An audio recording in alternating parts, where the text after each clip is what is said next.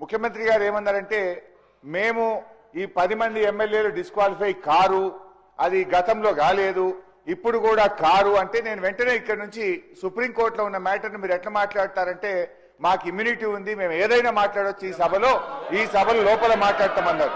అయితే I'm quoting అధ్యక్ష, page number 1021, discussion on sub జుడిస్ matter, members cannot refer to any matter of fact on which a judicial decision is pending.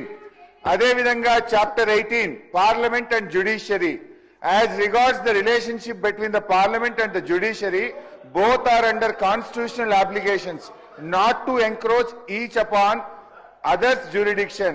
In this respect, Article 121 provides that the conduct of a judge or a Supreme Court or High Court cannot be discussed in Parliament except upon a motion for presenting to the President praying for the removal of such judge.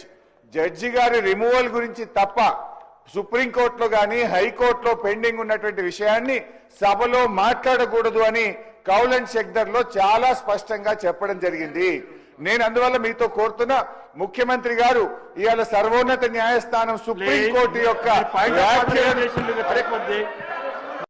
ముఖ్యమంత్రి గారు ఏమన్నారంటే మేము ఈ 10 మంది ఎమ్మెల్యేలు disqualify car, అది గతంలో కాలేదు, ఇప్పుడు కూడా కారు అంటే నేను వెంటనే ఇక్కడ నుంచి సుప్రీంకోర్టులో ఉన్న మ్యాటర్ని మీరు ఎట్లా మాట్లాడతారంటే మాకు ఇమ్యూనిటీ ఉంది, మేము ఏదైనా మాట్లాడొచ్చు ఈ సభలో లోపల మాట్లాడతామన్నారు.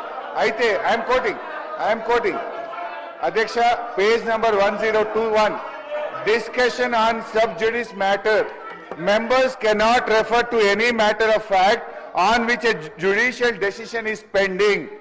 అదే విధంగా chapter 18, parliament and judiciary, as regards the relationship between the parliament and the judiciary, both are under constitutional obligations not to encroach each upon others' jurisdiction.